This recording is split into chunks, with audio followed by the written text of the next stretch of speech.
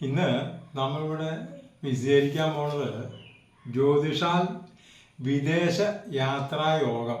അതാണ് നമ്മളിവിടെ വിശദീകരിക്കാൻ പോകുന്നത്. തൊഴിൽ തേടി വിദേശത്തേക്ക് പോകുന്നവരും പഠനത്തിനായി വിദേശത്തേക്ക് പോയി പഠനശേഷം തൊഴിൽ നേടുവാൻ പോകുന്നവരും വർദ്ധിച്ചു വരുന്ന കാലമാണിത്. തനിക്ക് ജാതകാൽ വിദേശത്ത് തൊഴിലിന് യോഗമുണ്ടോ? അതുപോലെ പഠനത്തിന് വിദേശത്ത് പോകാനുള്ള ശ്രമം സഫലമാകുന്നു. അവിടെ പോയി വിദ്യാഭ്യാസം പഠനം കഴിഞ്ഞ് തൊഴിൽ നേടാൻ സാധിക്കുമോ?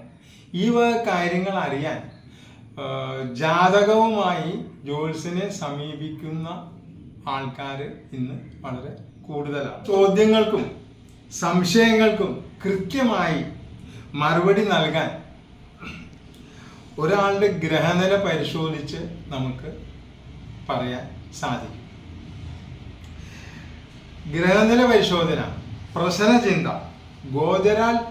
ഗോചരസ്ഥിതി, അതായത് ഗോചരാൽ സ്ഥിതി എന്ന് പറഞ്ഞു കഴിഞ്ഞാൽ ജാതകത്തിൽ ഇപ്പൊ ഗ്രഹനിലയിൽ ചന്ദ്രൻ നിൽക്കുന്ന രാശിയുടെ സ്ഥിതി, അത് ഇപ്പൊ എവിടെ നിൽക്കുന്നു, എങ്ങനെയാ അത്,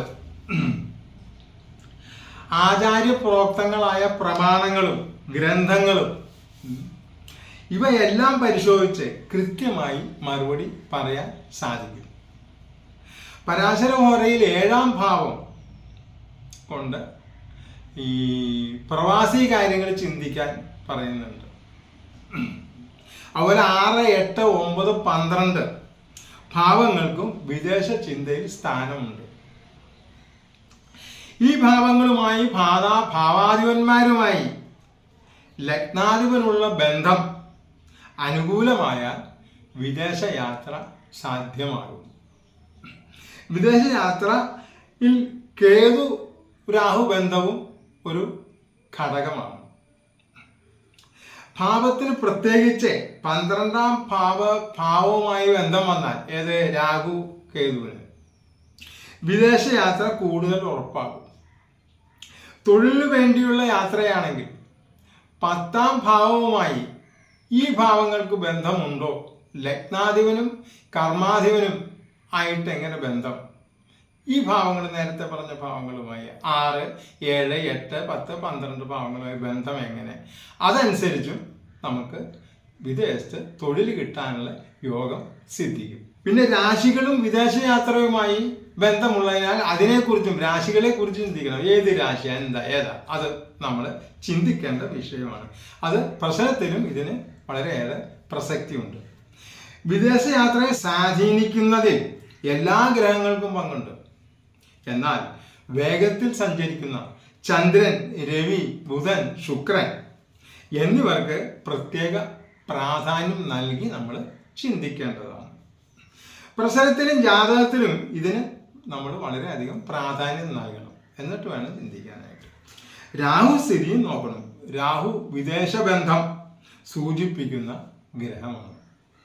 ശുഭഗ്രഹങ്ങൾ അനുകൂല ഫലവും പാപഗ്രഹങ്ങൾ പ്രതികൂല ഫലവും നൽകുന്നു ഈ ജാതകത്തിലെ ഗ്രഹസ്ഥിതി അനുസരിച്ച്. വിദേശയാത്ര യോഗ ചിന്തയിൽ ഇത് പ്രത്യേകം ശ്രദ്ധിക്കേണ്ടതാണ്. ദീർഘകാലം വിദേശത്ത് വസിക്കുമോ? അവിടെ ഉന്നത നില ഉണ്ടാകുമോ? ശനി 9-ാം ഭാവാധിപനുമായി 3-ൽ നിന്നാൽ ജാതകം വിദേശത്ത് ഭാഗ്യ അഭിവൃദ്ധി ഉണ്ടാകും ജാതകന്. അങ്ങനെ അഭിവൃദ്ധിയോടെ ദീർഘകാലം അവിടെ താമസിക്കാനും തൊഴിൽ ചെയ്യാനും ഇടവരും.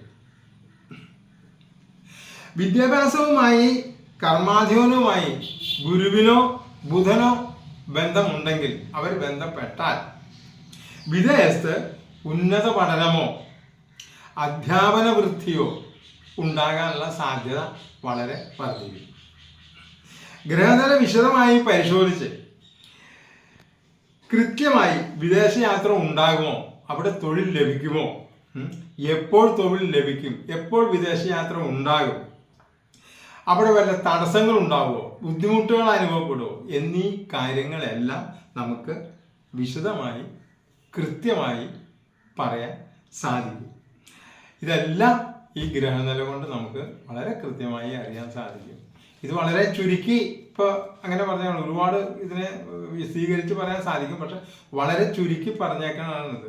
അപ്പോൾ കൂടുതൽ അറിയാൻ ഒരു ജ്യോത്സ്യനെ സമീപിച്ച് നിങ്ങളുടെ ഗ്രഹനിലയം കൊണ്ട് സമീപിച്ച് കഴിഞ്ഞാൽ അദ്ദേഹം വിശദമായി എല്ലാം പറഞ്ഞു തരുന്നതായിരിക്കും. അപ്പോൾ ഞങ്ങളുടെ ഈ ചാനൽ സബ്സ്ക്രൈബ് ചെയ്തില്ലെങ്കിൽ സബ്സ്ക്രൈബ് ചെയ്യാനും, മുഴുവനായി കാണാനും, ലൈക്ക് ചെയ്യാനും, കമൻറ്റ് ചെയ്യാനും, ഷെയർ ചെയ്യാനും ഞങ്ങൾ നിങ്ങളോട് അപേക്ഷിക്കുകയാണ്. സബ്സ്ക്രൈബ് ചെയ്യാനും നിങ്ങളുടെ ഫ്രണ്ട്സിനൊക്കെ അത് ഷെയർ ചെയ്യാനും ഒക്കെ നമ്മൾ നിങ്ങളോട് അപേക്ഷിക്കാം. അതുപോലെ തന്നെ ജ്യോതിഷ സംബന്ധമായിട്ട് എന്തെങ്കിലും സംശയങ്ങളോ നിങ്ങൾക്ക് വേറെ ഉപദേശങ്ങളോ വേണമെങ്കിൽ നിങ്ങൾക്ക് ഞങ്ങളുടെ ഈ നമ്പറിൽ കോൺടാക്റ്റ് ചെയ്താൽ നമ്മൾ ഉപദേശങ്ങളും കാര്യങ്ങളും ഒക്കെ നമ്മൾ വിശദമായി തരുന്നതായിരിക്കും. നമസ്തേ.